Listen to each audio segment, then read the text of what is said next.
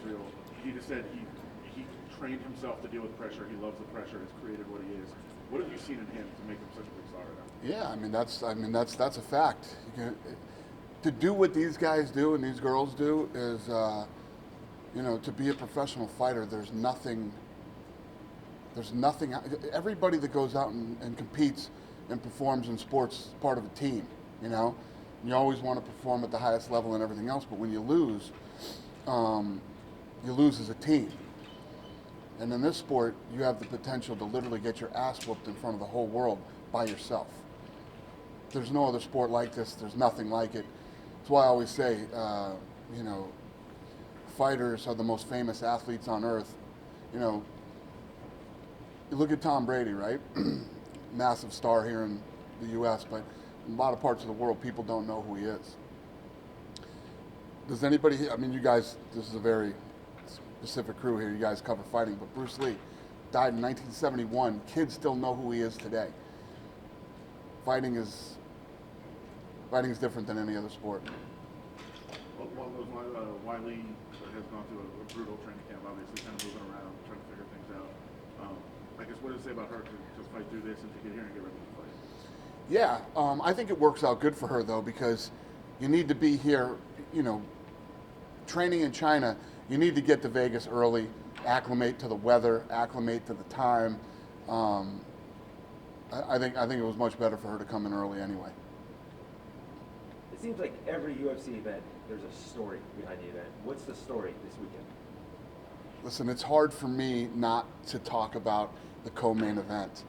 I love this fight so much. This is one of my favorite fights this year.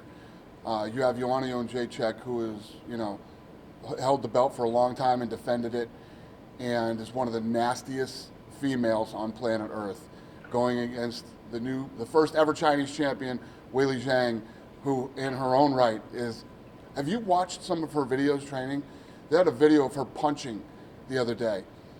And I'm telling you right now, she throws punches better than 99.9% of the men that I've ever known in my entire career.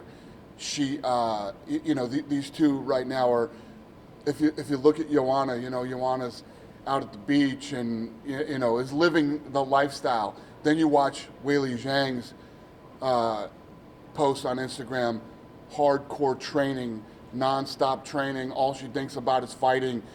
It's fascinating. I love this fight. You could dive in deeper into the stories of that fight too. What about the main fight though between Joel? What about what? The main fight, how excited are you for that first? The main event? I'm excited for the main event, but I'd be lying if I didn't tell you I'm so into the co-main event. I can't express to you how much I love this fight. The comments that Mike Tyson made last week that I know you comment on, is there anybody in the UFC that you think has that attitude that Tyson had back in the day that he was talking about in that video? Yeah, I think they all do. I think all the fighters do. That's why Tyson is like the most worshipped fighter of all time. You ask any fighter in any style of fighting, they'll tell you that they love Tyson. And Tyson is such a unique individual, man. There's nothing like him, and there never will be again. When he's saying I was an annihilator and everything, can you translate that to this sport? And is there anybody that you feel like embodies that attitude now that's currently competing? Yeah, I think that on some level, all the fighters have to have that type of mentality. There's a lot of fighters in the UFC that have more of a martial arts type of approach to fighting, but you have to have some of that Tyson in you to be a professional fighter. For a guy like Adesanya, how much, if you kind of speak to the it factor that he has, seems like he's very charismatic, to be a star. What do you think about him and just having the it factor of kind of carrying the UFC in a sense? Yeah, he does. He's a very, first of all, he's a good-looking kid. He speaks really well. He can dance. He's got a lot of personality. But at the end of the day, the thing that matters is he can fight. And this Romero fight makes him even more interesting because he could be sitting around waiting right now for Costa to get ready, and that's the fight that should happen. He wants to fight Romero because he feels like his legacy won't be complete without this Romero fight, which is a very dangerous fight, and nobody wants to fight Romero. And how about Zhang? Just how big is she for the UFC brand? I mean, being a Chinese champion, obviously there's a few people that live in China. So You can take all the things that make her special, first Chinese champion, female, which people love right now. But at the end of the day, she is a gangster. She is focused on being the best, and I love this fight, man. I love this fight with her and Joanna so much. I literally can't wait for Saturday for this fight. That when these two start walking in, I'm gonna be going crazy like a giddy little fan. I'm telling you, I can't wait for this fight. Any concern on your part with Joanna's jumping up and down in weight? That tends to not go well for a lot of fighters when they move up and down like that. Any concern that she, especially going down, she's had trouble making the weight before, Yeah. that might be an issue? Yeah, Joanna's a pro, but I'm sure she's laser focused right now. She looks like she's in phenomenal shape. From what I've seen, because I keep watching these two on Instagram because I'm so into this fight. And Joanna looks unbelievable. You look at her training footage, she looks good. These two have been talking shit to each other nonstop. They do not like each other.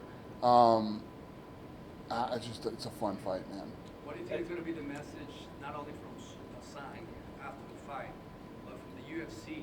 She's fighting and training more besides the coronavirus crisis. What's going to be the message of the UFC too? What's that question? What's the message about Zhang, right? Zhang. About the fact that she's fighting even with the coronavirus happening. Oh, well, everybody's fighting with the coronavirus happening. I mean, everybody's fighting. This thing started as a Chinese problem and has turned into a global problem. This is going to be interesting to see how this plays out throughout the rest of this year. I don't know. Yeah, this isn't really a Chinese problem. It's a global problem. Yeah, Do you guys have to take any precautions as far as large gatherings and that sort of thing? Like everybody keeps saying they have plans, and MLB's talking about it, NFL's talking about it. You guys have big events. Do you have worries or concerns going forward about that? About what? Corona.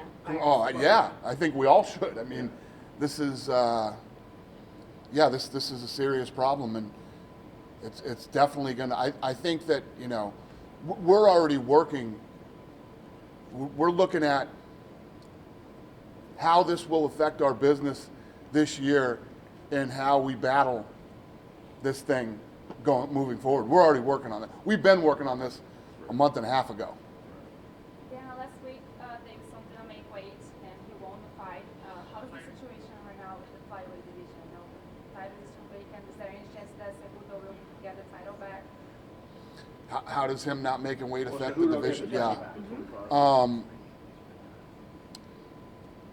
So Mick flew in today, and we're supposed to have a matchmaking meeting, but right after this, I have to fly to LA for some meetings. And tomorrow, we'll have a matchmaking meeting. We're going to start working on all that stuff. Listen, that was a great fight. The great fight. Absolutely, I think the headbutt had a lot to do with the knockout, too. Not taking anything away from him. It was a great fight. But I think you have to do that fight again. First of all, he didn't make weight. Joe still fought him. There was a headbutt, so a lot of controversy in that fight. But it was a great fight. Both guys came to fight. I'm sure you guys know how I feel about him not making weight. But we'll do it again. They both deserve it. Will be a new title fight with them? Will it be a title fight? Yeah. At your weigh-ins, it seems there's always chaos at weigh-ins. I always want to know, what is going through your mind? When the fighters are getting into it, when the weigh-ins start to go south, what's going through your mind? You're excited because it's going to be media attention, and your mind's going, oh, what are these guys No, doing? I don't ever think of any of that stuff. Listen, these guys have been away from their families for a long time. They cut weight. It's the day before the fight. There's a lot of, anxiousness and anger and, a lot of stuff going through these guys' minds going into the day before the fight and the stare downs. My job is to make sure they don't touch each other and nothing happens leading up to the fight. Because the last thing we need is these guys getting into it or somebody touching somebody. the commission getting involved with it, like you just saw what happened with Fury and Wilder. That's my job, and that's what I'm there to do. Would you ever? I mean, look at you. You're in physical, straight shape. You're a big guy. Would you ever? Vince McMahon was 53. Thank you, sir. Vince McMahon was 53 when he first got in the ring. You're younger than Vince McMahon. Would you ever get in the octagon? No, hell no. I battle to get on a treadmill every day. Believe me, days of me doing anything are over. Long gone. Wait till you hit 50.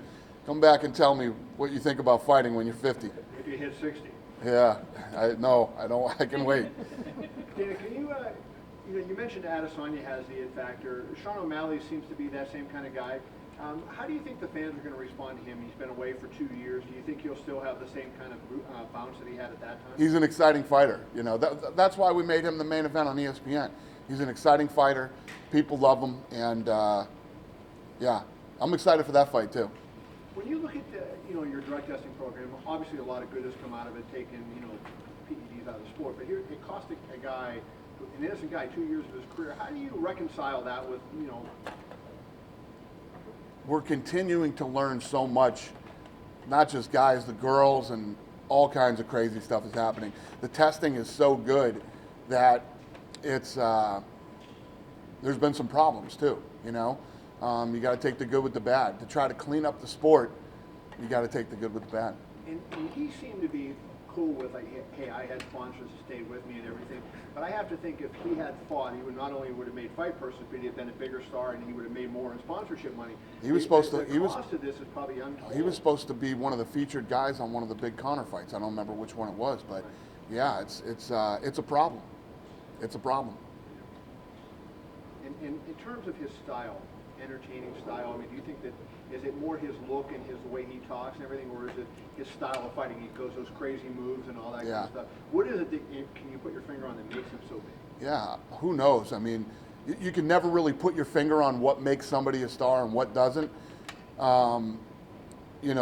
His fight on the Contender Series, off the top of my head, I'm trying to think. I want to say it did 4 million or something like that. He's got like 4 million.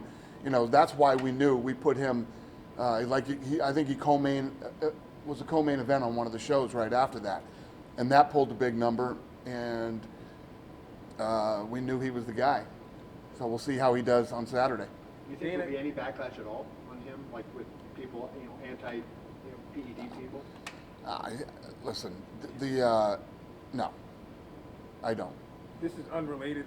Hopefully it doesn't kill any questions, but I know you're paying attention. Is Brady coming to Vegas? I'm actually, you know how the week of the fight I go live with celebrities every week. I go live with Brady tomorrow. So. Are you going to ask him? Sure, I'll ask him. Trust me, I've been terrorizing Brady. If you ever rob a bank with somebody, you want to do it with Brady. This guy doesn't. He doesn't say shit to anybody. I know I've been trying to get him. Wahlberg. I know that Matt Damon and Ben Affleck have been terrorizing. I mean, everybody from Boston's been terrorizing this guy, and he's not saying anything. But obviously, if he doesn't sign with Boston, which is where I would like him to be, hopefully he comes to Vegas. You mentioned you're flying to LA this afternoon. You have the fights on Saturday. Come Sunday, the dust settles. What do you do? I'm flying into New York on Sunday. Oh my! Yeah, I got to go to New York on Sunday with Ari, and we're speaking at some conference. What do you do to relax here in Las Vegas? Where do you go? How do you unwind? I hang out with my kids, or I go play cards. It's like the two things that I do. Yeah. And then you have your Contender Series. This may seem like an oddball question, but did you ever think of UFC with the stars? Kind of like Dancing with the Stars, but celebrities doing fighting? Yeah, I know people love that stuff, but that's kind of goofy. That's not my thing. Let's forget pitches. Yeah. I'm into like the best in the world or potentially the best in the world fighting. I'm not really into the goofy gimmick stuff. People love it though. Yeah. Do you have a fight for Conor lined up now? No, not yet.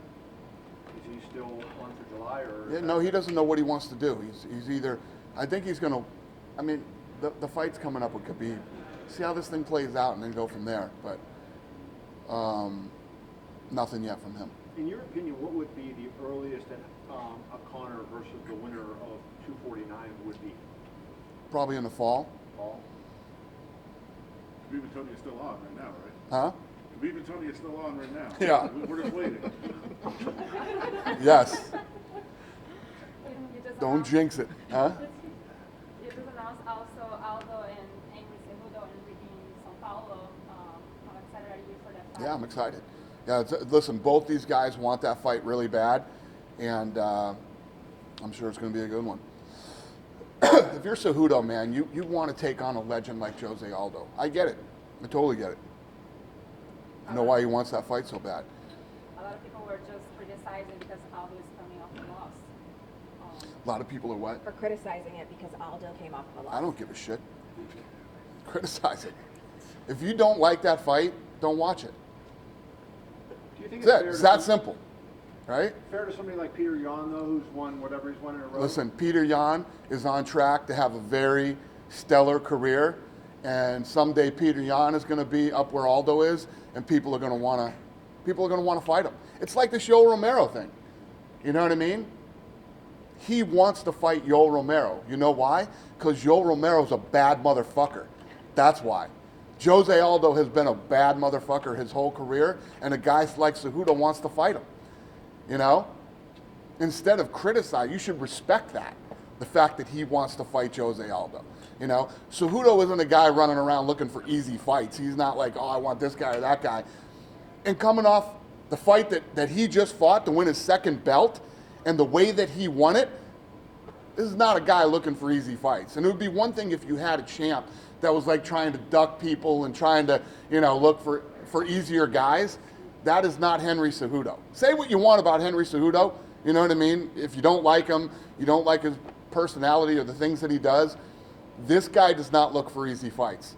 And he wants Jose Aldo. And Jose Aldo's a dangerous guy. And you can also, is anybody here that would say, well, Jose Aldo lost his last fight, like it was a blowout, like he shouldn't have been there. No way in hell. That fight was razor thin. Some people had Aldo and some people had it the other way. So it's not like it was a fight where you're like, come on, Dana. You know what I mean? He lost that fight. You got that criticism for this fight with Romero losing 2 in a row and 3 of 4. Right. But I wanted to see if you could comment on this. Romero has been the 3 losses. He was fight of the night in the 3 losses that he had. And all real guys. Right. He fought all real guys, top 5 guys. And so I guess, my question would be, what does that say about Romero? Is it good about Romero that he's in fight of the night and he's losing, or is there something that he's missing that he needs to kind of get himself over the hump? I think the fascinating thing about when you talk about Yoel Romero and losing these fights, when you talk to the guys he fought, let them tell you the story of how the fight played out. Every time they hit him, it hurt them. They said it's like literally fighting a piece of concrete, and nobody that's ever fought him wants to fight him again. They don't want to fight him again. And those are the type of things that would make a guy who's the champ say, I don't need that shit, right? I'll wait for Costa, and I'll take the mandatory fights that I need to take. He's opting in to fight Yoel. If you don't like that, you're not a fan of fighting, and you probably shouldn't watch this fight anyway. You're probably not the guy to be watching this fight if that's not the kind of shit you're into. And it's the same thing with the Aldo fight. Every fight that we make isn't for everybody. I got people on Instagram last week shitting on the card over the weekend. This card's terrible. This is the worst UFC card ever. Okay, then fucking go to the movies. Don't fucking watch it. Nobody's telling you to watch this card. And guess what? The card was fucking awesome. But if you're a fight fan, like I'm a fight fan, you want to see all the fucking fights. Because the one thing that is a fact, you might not be a fan of a certain fight we put on, but the UFC does not put on fights that shouldn't be happening, and fights that aren't good, and with guys that aren't on this trajectory. Paulo Costa will be here for this fight, Why is he standing right now? He probably will have Why is he what? He's coming for the fight. Paulo Costa's going to be here for the fight. Yeah. So where does he stand in terms of Oh, fighting he's for next. the title next? He's next. If he didn't get hurt, this fight would be happening now. But he got hurt, and I respect him, and I respect the fact that he wants to fight. I'm ready. No, you're not. You're not a doctor, okay? And then he got some guy who's his buddy or something that's saying he's okay. No, that's not how this works. I don't want to push him and make him hurt himself again. Take your time. You're getting the fight. That fight's going to happen. Don't worry about it. Right? He's close though. He's close to being ready to go. Yeah, is he? No, Costa is close to being healthy. Yeah, he is. He's close, but let's take our time. Let him, the more time the better with that injury. You know, then he starts throwing up videos of himself hitting the mitts and doing all this crazy shit that he probably shouldn't be doing right now. But he's a freak athlete too, so who knows? I just don't want the guy to get hurt again. Kevin, last When question. you look at Romero, we're talking about those losses. If I'm not mistaken, I don't think he's ever beaten a really elite guy. He's beaten good guys, but not those number 1 or number 2 guys. And you talk, nobody wants to fight him, and all these physical things he has going for him. Where is he coming up short, in your opinion? Is it just he's getting bad luck because they're close, or is it? He's beat some elite guys. I mean, he beat Machida when Machida was Machida. He was still that highly ranked? Oh, 100%. Machida was still a very dangerous, tough guy to beat, and he was highly ranked when he beat him. You know, he just, I don't know. I don't know the answer to that. He's that guy that's like right there, and everybody believed that guy was going to be a world champion, you know? He's getting another opportunity. I guess what I was maybe asking in a way was, is he an underachiever in any way? For all the physical gifts that he has, is he an underachiever in some sense? I don't know if I'd call him an underachiever. I don't know. He's a pretty bad dude who has a lot of respect from all the other guys in that division. He said Guy that- did a backflip and the fucking splits in jeans, you know. And how old is he? I mean, he's a freak. He's a freak athlete. He did an interview Super Bowl week, and they asked him when he wins the belt, what's the first thing he wants to do? And he said, "You're in the ring." He said he wants to slam you. How do you respond to that? I don't like that. I think that's a really bad idea. I didn't hear that till just Super now. Bowl week, yeah, He wants to slam me. He said, "I'll slam Dana White." Yeah. That's no. It won't happen. No. I guess if he wanted to fucking slam me, I'm getting slammed. I don't think I'd be able to defend that. But yeah, let's hope You not. want to be advised. Yeah, let's hope that doesn't happen. Anything else? Thanks, guys. Good? Thank you. Hey. First question. So, when you came in, a lot of people were like, this guy has so much potential, so much talent. I know you believe that too, but did you expect championship, stardom, you know, all these things this soon in your career? No, I'm probably still about 10 months ahead of schedule, maybe even 11. But yeah, I expected it, but not as fast as it did.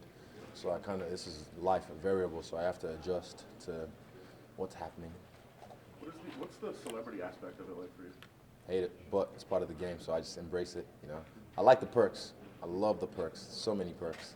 But I mean, you know how it is. Yeah, but I mean, like, I'm not like Justin Bieber or anything, but like it's getting to that point where each fight it just stock goes up and then more people, more attention and whatnot. But I still walk around bare feet, hiding like I'm a bum in the streets. Yeah. Are you doing that? Are you going like incognito a little bit? Yeah, I just walk around like after I walk my dogs at the park, my feet's all muddy. I might go to a coffee shop, wear a hoodie. I just look normal, but then people can still kind of like, that's that guy. But sometimes people are like, oh, nah, it can't be. He's fucking bare feet. So yeah, but I just keep the same energy. I'm still me. Nothing's really changed apart from everything around me. But yeah. What's the strangest place you've been recognized? Mostly bathrooms, but it's hard to like. Look, can I piss first before you fucking take a photo? And the worst thing is like, I'm trying to take a piss. Even Tim can attest to this one time. Where's Tim? Yeah, I was taking a piss. This is at the T-Mobile Arena, and the guy like said, I was like, just let me take a piss first. And I'm there, and I could feel someone watching me. Then I look, and I see his phone come out. I'm just like, dude, what the fuck? Like, I just see his phone kind of like start texting, like that little slide. I'm like, so shit like that I don't like, because it's like, now you're not going to get a photo because you're a dick, you know? But, yeah. I think you got the photo. No, he tried to, but like, Tim was there in the bathroom. I was just like, what the fuck? Dude, get the fuck out. And then we just told him, wait outside, but I just ignored him anyway.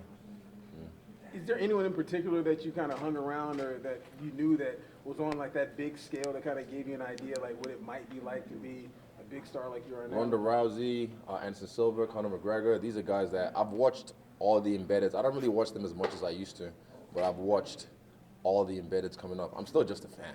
So I watched everything just because I was like getting ready for all this. So I can be like, okay, that's what happens when you get to that point. That's what happened when you... So Ronda's rise I watched. Connor's rise I watched, and I just saw, okay, this is what this is what's gonna be like. So when you get here, you're not like, oh hey, because you see a lot of guys get here and just like, oh, hey, yeah, I'm very grateful to be here. You know, it's like, fuck, just own that shit. So yeah, I studied, not just in the cage, but all the shit out the cage as well. With that being said, are you one of those type of people that maybe wants to get into movies and stuff like that? Later on, definitely, not in fighting, because I'm not going to be that guy, because that takes a lot of work. That takes you away from training. So I know it's going to be there. This is just my platform. This is just me stamping my, my DNA on the world stage, letting them know this is who I am, this is what I can do. And people have seen that I can entertain in different ways, not just fighting. So eventually, I'll work with some people I want to work with in the future, not just in acting and movies and video games, esports. Yeah, rap. I don't rap. Fuck that. I could leave that to Tyron Woodley. But yeah, for me, yeah, I'll do other things as well. I'll have my own production company at some point. Okay. I apologize for this, but No, you're all right. Have you fought in Vegas before? Yeah, I fought at the Palms in 2018. That was a headliner for Tough 27, if I believe. Yeah. So I Yeah. mean, this is your first fight at T-Mobile, T-Mobile, Arena. Yeah. headlining, and Yeah. also as a pay-per-view star, as a pay-per-view draw. So this is gonna show the UFC brass what's really up, because yeah, I don't know why they keep doubting me sometimes. How quickly are you gonna end this match on Saturday night? Me, it's up to him really. Thank you, sir. It's up to him. It's my fight really, to be honest. It's my fight to own. It's my fight to lose. But the way I'm feeling right now, it's like I did 5 rounds here last night, the Apex. It's easy work. It was 5 easy rounds, and I was pushing. And I know he's not gonna be pushing me the whole time. He's gonna be waiting there, gassing, and then like explode, then push a little bit, then relax. And for me, I'm gonna scramble him up top before I scramble everything outside.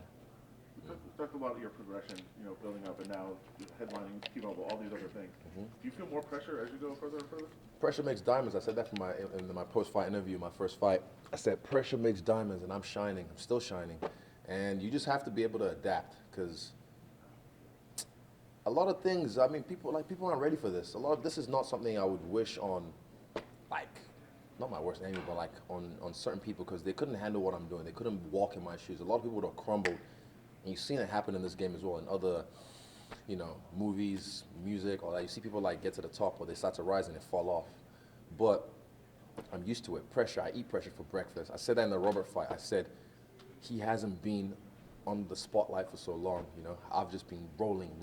So I'm used to that. It's an acquired taste. Pressure is an acquired taste. I'm hungry.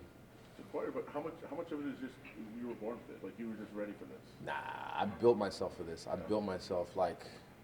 Crazy things like me driving my friend's beat up car while he was in China. I changed the manual, like the gear stick, and I do this, imaginary.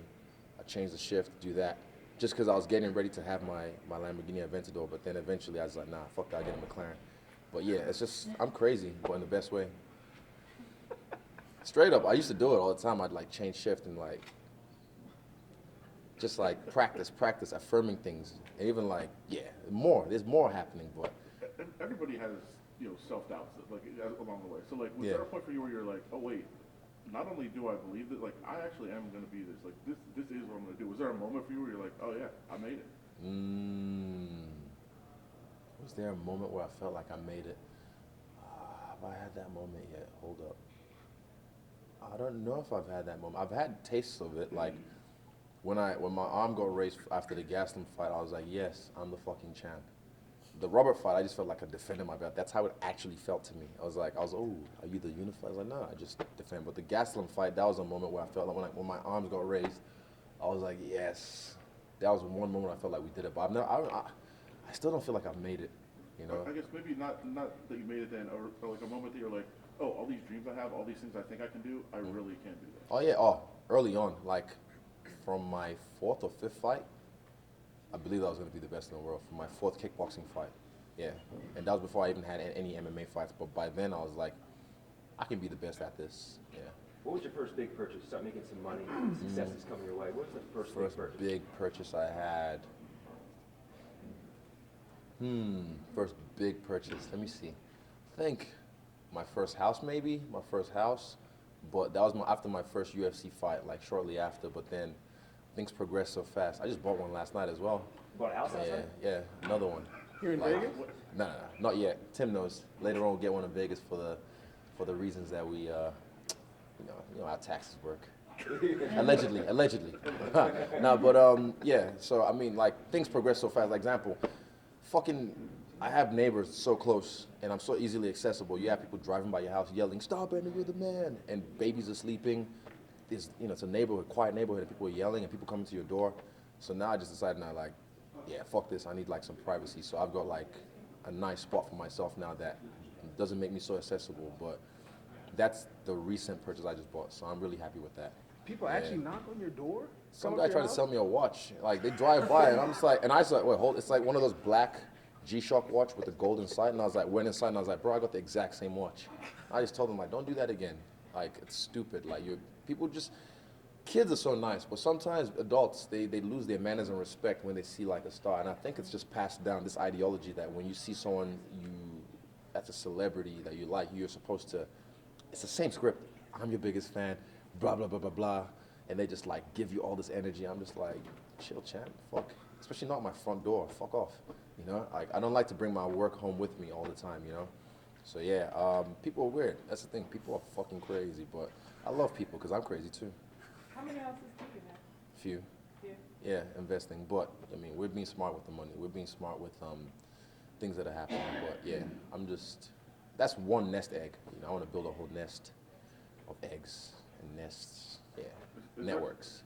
You mentioned some of the fighters earlier, Ronda and people like that. But is there a fighter that you're like, I like their path, not just as a fighter, as a building a brand, building a career, all those things. Yeah. Somebody you want to follow? Israel Adesanya.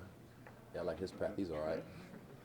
You said some people get to the top and then they fall off, but you're able to do it because you're able to handle the pressure. But what is it that you think that makes the other people fall off? Not preparing themselves, not practicing, not like example. After my first UFC fight, my after party was 4 hours of just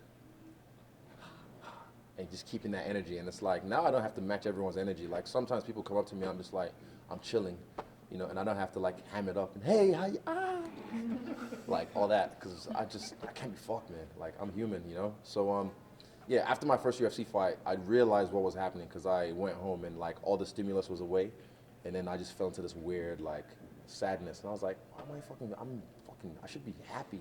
So I went to a therapist just to kind of like get some tools to help me deal with it. That's what I mean by preparing. And people are like, oh, he's mentally unstable. It's like, no, I'm just if you don't look after your physical health, you're gonna get physically ill.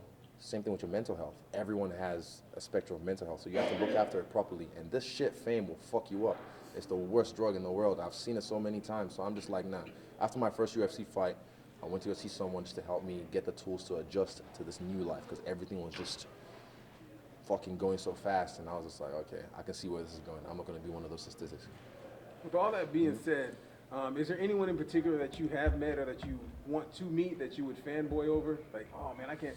Whether it be like a I movie. met Jamie Foxx in Vegas last time I was here, but it was a surprise, so I kind of like starstruck, and that was like, I don't normally like. I've met so many people. I'm just like, they're just people at the end of the day. Because I'm on this side now a little bit, so I can kind of like, I don't do that, you know. But I met Jamie Foxx. I didn't fanboy, but in my head I was like, the fuck? It was his birthday, same day as my dad. We're in Vegas, dancing on Lil Jon's table at DJ booth or whatever, and it was just, yeah, it was surreal. So that was just like a moment where I was like, oh shit, that's Jamie Foxx. And then I had to kind of like, chill, champ, chill. But it wears off after a while. I tell people once they meet me, like, by the second time, it's already like, oh, it's just Izzy. Yeah, it wears off. I got you. But anyone in particular that you want to meet? Want to meet? I mean, because obviously, there's a few definitely people I want to meet, but I don't want to put them on the spot. It'll happen when it happens. Yeah, because if I do, then it kind of seems like I'm reaching. So I don't want to do that. Going back to what you said about visiting somebody that is like helping you with the mental side of things, like how much do you visualize, like from the start of this like fight week or from the start of your Everything. class, what's going through? Everything, even this right here. I've done this a few hundred times. Done the interview with Joe Rogan in the cage. I've visualized the sequence of how I finish him in so many ways. I've visualized so many things. Like people don't understand the level of crazy that we get to sometimes. Like not everyone can get to this level of obsessive visualization. It becomes a habit. I could just be driving, I'll be present, I'll be lucid, but then in my head I'm fucking pounding your Romero in the face, you know? But yeah, there's levels to this. Even the post-fight interview, the post-fight press conference, my shower after the fight. Whenever I have a shower now, I just visualize my post-fight. It's like this thing I talk about. Like that's my first time I get to be alone with my own thoughts. So every time I have a shower, I just visualize I just won the fight. This is my shower, and then when I get to that point, I'm like, yes. Even when I wake up, I like that feeling when you wake up in the morning. You're like, I'm like, oh, that's right. Oh, that's right. I won. Oh yeah. I love that feeling. Yeah. After you win on Saturday, who's next? Who's next? I don't know yet because there's a few people online, but we'll have to see what happens with the middleweight division. I took this fight. I didn't have to take this fight, but I took this fight because I didn't want to keep the division on ice, and I didn't want to be a champion that's idle. A lot of people, I mean, your manager would tell you, don't take this fight. This is silly. You know, like he's on a 3-fight losing streak. Why would you want to take this fight against a beast like that? And I'm like, nah, fuck that. He is a beast, and I want to take him out. But there's a few others in the line, but we'll see. We'll see. There's a few people going to be in the crowd as well, so we'll see. That it? Sure. Thank you. Thanks, guys. No worries. That was easy. Can you maybe first take us through kind of the difficultness of this journey? Usually you're in one place and you're training and you're coming, but the stop to stop to stop, and how you think that's going to maybe affect preparations, or do you think it won't affect preparations? 给大家讲讲这回的备战，就是一站一站，咱们不停换地方啊。你觉得这个对于你的备战有没有影响，还是说是根本一点影响都没有？要说没有影响，我肯定是骗人的。因为我要不断的适应不同的气候，还有时差。但是虽然这次我的备战然后非常坎坷，但是我从这次的经历里面也学到了很多东西，也得到了很多东西。所以我觉得，虽然很辛苦备战，但是我觉得对我比赛不会有什么影响的。Well, saying it doesn't affect my preparation or my camp is a lie. Definitely, I got affected a little bit. But, you know, moving up and down, it's a part of life. It's part of my journey. And I have to go to different places to acclimatize the weather, the climate, the training styles. But I'm ready now. I'm going to showcase my best performance. I'm already tuned up. So just be ready, guys. You have one of the top 5 fastest knockouts in UFC history. How quickly will it take you to knock her out on Saturday night? 你在 UFC 历史上拿了一个就是前5的这么一个 KO 速度的这么一个记录，然后这周6的比赛，你觉得你能多快把对手把乔安娜 KO 掉？有可能还会创造一个新的记录，我觉得。Well, I think I can break my own record. Yeah. Can you explain though, like what happened? You know, because I heard she had to go to the home and the gym first, like when she was in China, and then she moved to Thailand, and can you just go over that? 能不能给大家介绍一下你是怎么说从北京啊又转战到曼谷，然后转战就各种转战的这个经历哈？因为中国受疫情的影响，然后很多人生病了，然后 USA 说你要去泰国，然后那边比较安全，然后我就去了泰国，然后在泰国那边待了1周以后，我又去了阿布扎比，然后因为当时除了中国以外，泰国是第2大疫情国，所以 USA 为了确保我们的安全，又让我和我们团队去了阿布扎比，然后在阿布扎比有好的因为我以前在阿布扎比去看过1次比赛，所以在那儿也认识了朋友，所以在那儿他们也对我进行了很多照顾，所以非常感谢他们。Oh yeah, because of the coronavirus for health concern, UFC flew us down to Bangkok, and then once Bangkok become the 2nd highest risky place for this coronavirus, in UFC had us flew to Abu Dhabi. The reason we're flying to Abu Dhabi was I used to be a guest fighter in Abu Dhabi fight of the UFC. I made a friend there, and he really took care of us, and we went there. He helped us a lot. So, yeah, that's why that is the whole thing, that whole journey. Now we're here in the States. Was she ever afraid that the fight would get canceled, or she would not make it to the U.S.? 是不是害怕过、担心过那个比赛成不了，然后来不了美国？对，因为当时出现这样的问题以后，我非常担心，因为这场比赛我已经期待了很长时间了，我不希望因为有任何问题影响到这场比赛，所以很多人都付出了很大的代价，对这场比赛。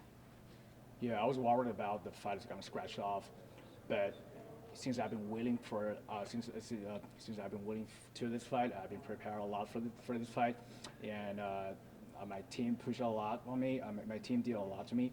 I don't want to just let it slip. So I want it to happen. So we try to work best to make everything happen. Now we're here. Is she afraid about like her family staying in China? You know, how is the situation for her? 是不是担心害怕家人在中国的这种安全健康的情况？还好吧，因为现在，中国的政府还有我们那边儿就是管理的非常非常好，然后所有的人都非常都付出了很多，然后不管是医护人员还是一线的工作人员，他们都就是不停的工作，然后这些染病的人他们积极的抗击病毒。然后没有生病的人，他们在家隔离。我觉得，中国做得非常非常好，所以我没有担心我的父母染病。No, I don't worry about it at all because the Chinese government is doing a fantastic job, and the doctors who are combating this coronavirus outbreak on the first line, and they did fantastic job to protect us, to make the history, and also the people who didn't get infected, they're doing a self-quarantine at home, don't go outside, they try to make sure everyone stays healthy. So I think China is doing a great job right now, and the outbreak is really coming down right now, so I don't ever worry about it. And China is setting up a great example for other countries to follow.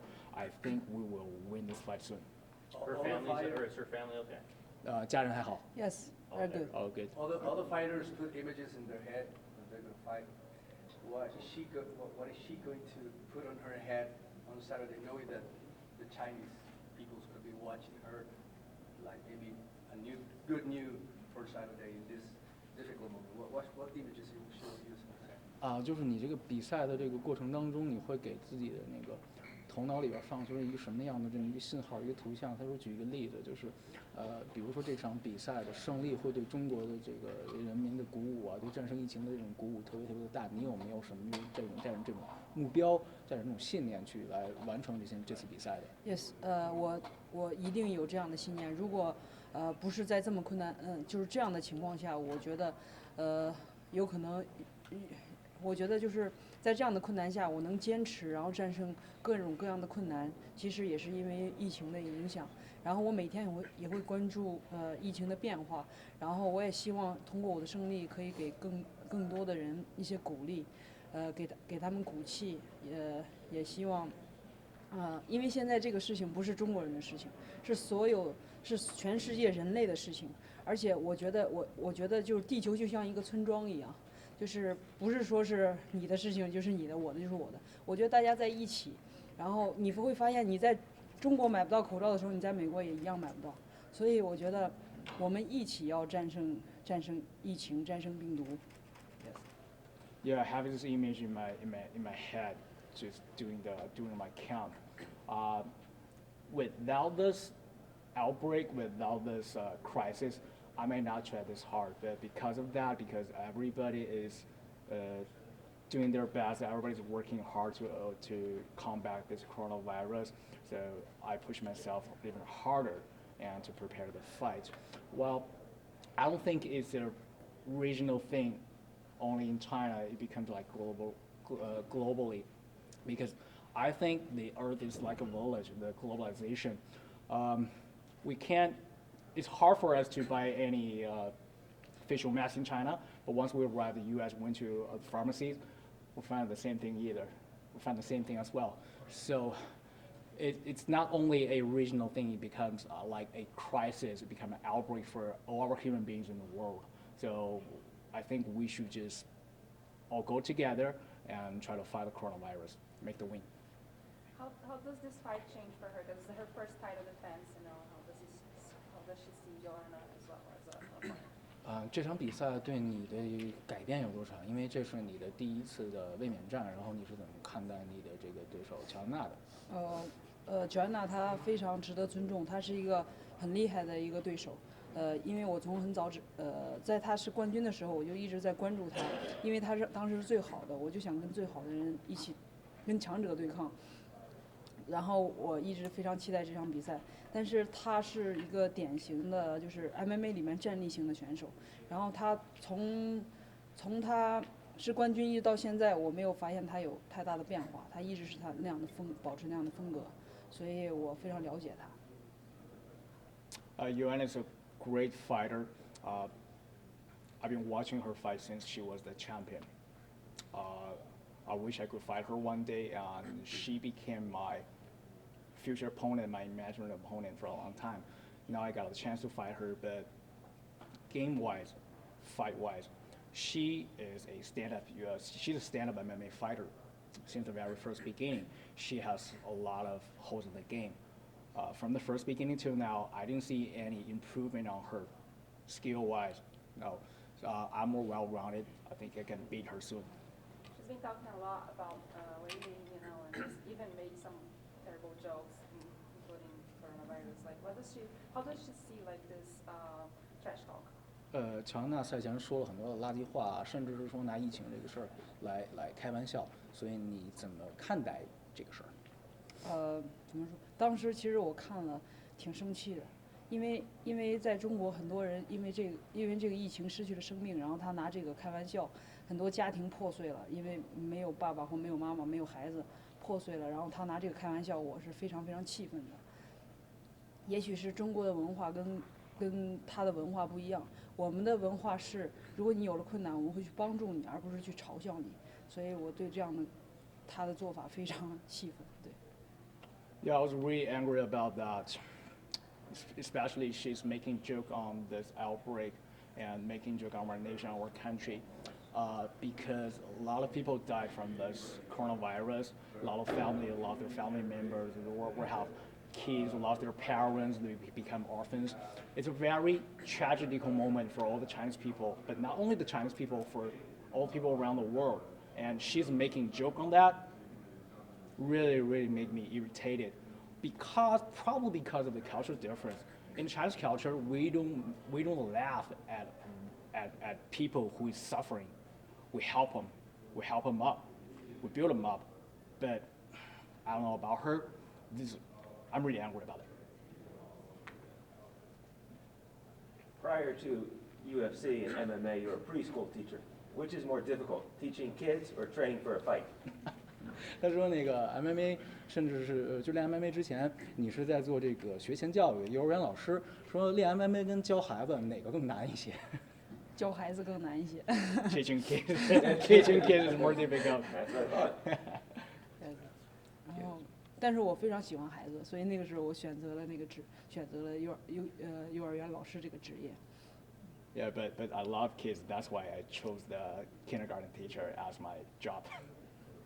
The fights go the way that she wants, how does she win? 那个比赛，如果说按照你的这个进程、按照计划去走的话，你觉得你会怎么获得一个胜利？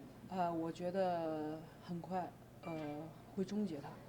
如果按照我们的计划来做的话，肯定是一次新的纪录。According to our game plan, the finish will happen really soon. I wish I could break my own record. All right. Thank you. Thank you, guys. Thank you, everyone. Okay.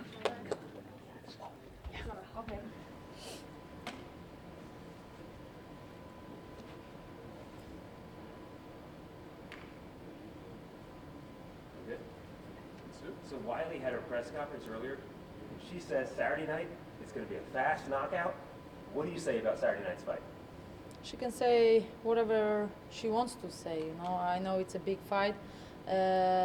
She's the champ right now. She's my next big challenge, but she hasn't faced someone like me, so I'm not gonna leave comment here, She hasn't faced someone like me. Knockout power, because she beat Jessica Andrade, she thinks she has this power. She has not. I know that you're a sneakerhead, right? Yes, I am. Okay, what's your favorite pair of sneakers and how much do they cost? So I will be wearing Chicago's, AJ1 Chicago's.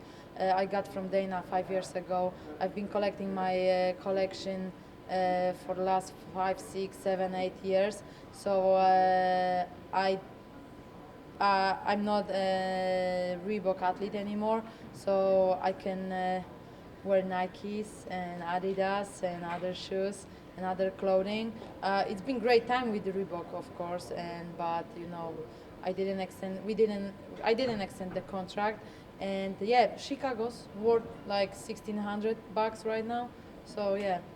Is that what you, when you win and you get the winner's purse? Is that what Not you mentioned? when I win. Well, After yeah, no, after yes, I yes. win. After I win, I will be wearing Chicago's. It was planned already a few months ago. You know. That's awesome. It is. Thank you so much for this question. But yeah, I'm you know, look at my Gucci, Look at Mickey Gucci. collection, the new collaboration. So I'm definitely into. What do you listen to when you're training? When you're getting ready to fight? Is there a certain genre of music you listen to? I love all kinds of music, you know. So, but every single song on my Spotify reminds me of someone, you know. So, this is what I love about music, you know. Are you a big hip hop fan? Yes, I am. I used to grow up on hip hop, you know, when I was younger. Yeah, I am. Why not? It was. I used to walk out to a few hip hop songs back in the day. Hate Me or Get Out the Way or other songs, you know. So yeah. What has this time been like for you? I mean, you went up to flyweight and had that fight, came back to strawweight, and now you have this title shot ahead. What has this been like for you, this journey to get back to the title shot? You know, I'm a strawweight fighter, and the thing with the flyweight, it was a super fight. I had only 6 weeks to prepare to face a very savage Valentina Shevchenko, who I know for like 16 years. You know, we've been competing together, and we've been through so many Muay Thai tournaments all over the world. You know, so. If I will move up, I will have to put on muscle weight, you know. I will have to build this power to face these girls from flyweight division on the same level, you know, because I'm a strawweight. My body got used to the strawweight division, and definitely there must be much more work behind. So yeah, I'm strawweight, and I will get back what belongs to me on Saturday in Vegas. I'm sure you didn't miss the weekend though. I'm super light, you know. I'm very happy. It's my second camp. I've been working with Clint from Performance Institute, and he's amazing, you know. Very smart, lots of knowledge. It's not only science. Let's try, you know. He has been an athlete for so many years, and it's amazing to work with him. It's an honor to work with him. I checked my weight before I came here, and after having like half a gallon of water and liquids, my weight is super low, and probably it's going to be one of the easiest weight cuts in fight weeks, you know, because we will smoke that weight cut. And you made those comments on social media about the coronavirus. I didn't make any comment about coronavirus. I was laughing about myself, you know. I have this distance to myself, you know. I know how to laugh at myself, you know. So I was laughing how funny I look on this meme, you know, and on this picture with the mask on. I would never laugh at sick people with illness, about the virus, and you know, someone made this post for Weili Zhang. Her English is not so good, and she's a hypocrite for saying this and spreading this, because there are people who work for me, and they send me so many print shots of Weili Zhang liking posts like this. So who is bad, you know? If they wanna, maybe her manager wanted to make me look bad, but I don't have to prove to people who I am, how good I am, you know, because I know who I am and how many people are helping, you know. I'm into the charity, and the people who know me, they know how much work, effort, heart, my private time and money I put into the charity, you know. So I don't have to explain myself, you know. Of course, I apologize because I hurt her feelings, you know, but it was not about the coronavirus, you know.